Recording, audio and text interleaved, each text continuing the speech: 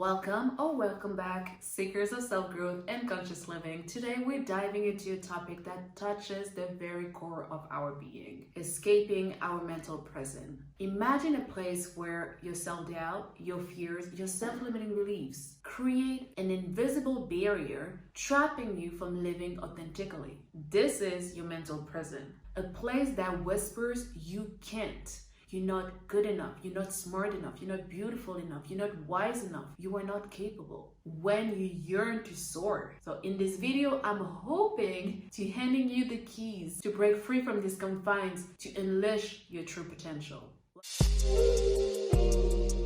Welcome to Conscious Matters. I'm Melissa. On this channel, I talk about conscious living through empowerment and holistic wellness, especially mindfulness. First step, recognizing your patterns. We are creatures of habits. The way that life works is cyclical. We tend to do the same thing over and over again, especially in our heads, the way that we think. So what is the pattern that you're holding on to? Step into the light of awareness and recognize the patterns that have been holding you captive all along. Do you find yourself saying, I can't do this, I'm not ready, when you've been preparing for a month, if not years, for this moment? It's time to dig into that origin of self-doubt, because identifying these thought patterns is the first step towards dismantling your mental prison. I have several videos that go over self-doubt, negative thinking. You can check them out. It will give you more practical tools to go step by step in order to dig into that self-doubt and dismantling it one brick after the other.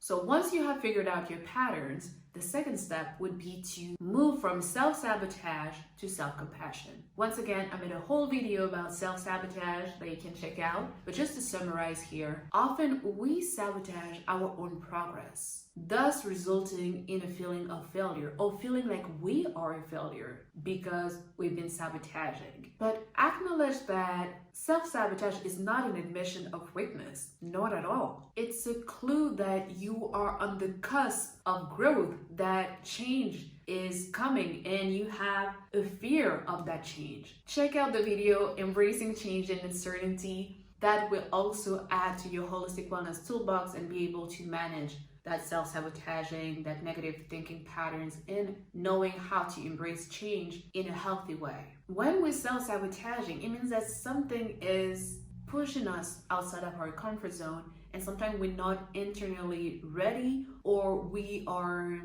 being crippled by fear. Yet, when we are self-sabotaging, we are so harsh with ourselves. We have phrases like, see, you cannot do anything. See, you're not capable. Oh, you're such a failure. Why did you even dream about that or think that you were capable of that? We really need to replace the harsh judgment of ourselves with self-compassion. Instead of scrolling on your phone or putting yourself into that fiction world instead of facing what you have to do and telling yourself that you are incapable and you're a failure and you're terrible because you're not doing what you were hoping to do, and instead you are escaping, try to, once again, having that self-compassion, saying, okay, I know that you're afraid, I can feel the fear, I can feel the discomfort, but it's okay. It's normal to be afraid of the unknown, but I have my mindfulness tools. It's okay, I will go one step at a time. I won't let my fear hold me back, but it's okay if I go slow or even take breaks when I feel overwhelmed. And that self-compassion goes also with understanding that mistakes are stepping stone and not stumbling blocks. Mistakes is a way to learn. So be kind with yourself. I cannot say that enough. Be kind with yourself. Step number 3 that helps escaping our mental prison is not necessarily eradicating the sting of embarrassment, but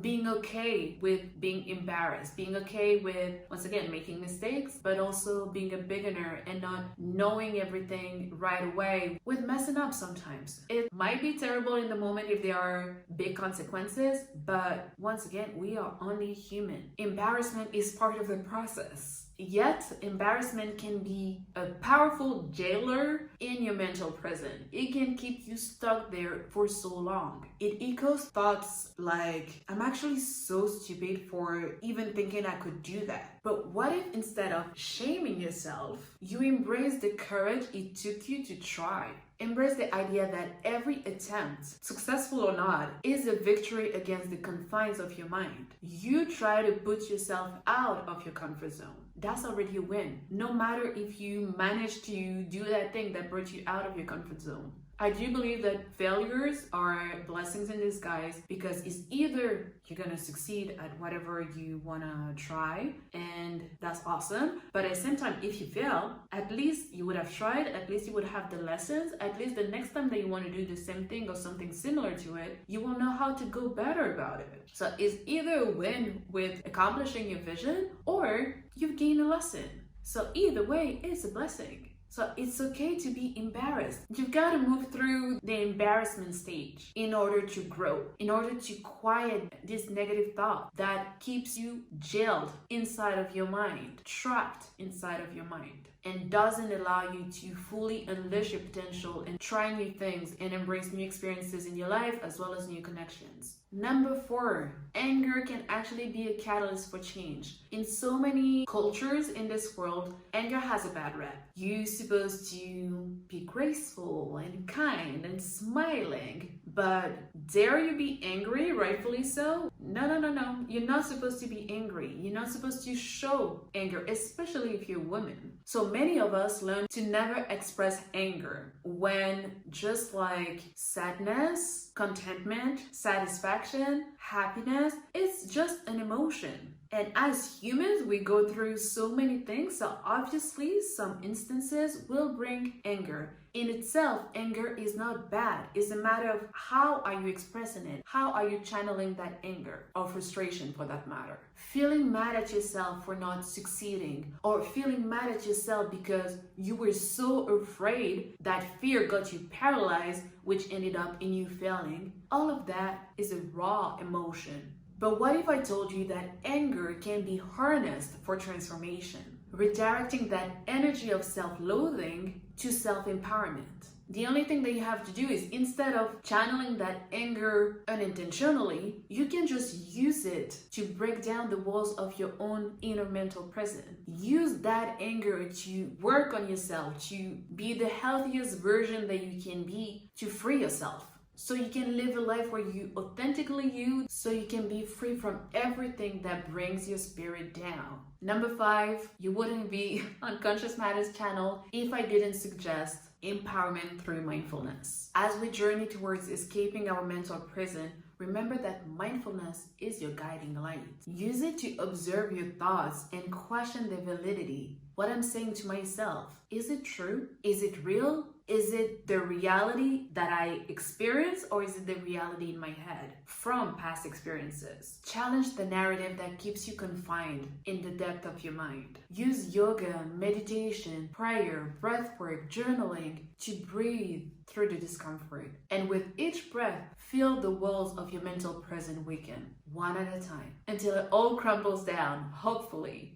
I invite you to envision a life without self-imposed limitations. I know, so much easier said than done, but it's a practice. You will always fall back into your old ways, but the more you practice, the more it becomes natural. It becomes a habit and something that you don't even have to think about anymore. That will lead you to break the chains of I can't and embrace the beauty of I can. I am capable. Your mental prison is only as strong as the power you grant it. By dismantling the thought patterns one after the other, you are opening doors to a life lived authentically, bravely, and unapologetically. Remember, you are the one who's holding the keys. Use them to unlock your full potential. You deserve it. So keep on mindfully empowering yourself and breaking free from the chains of your mind. Share in the comments which statement is the loudest in your head that keeps you stuck in your mental prison. Don't forget to like, comment, and subscribe. And as always, stay true, keep showing up for yourself,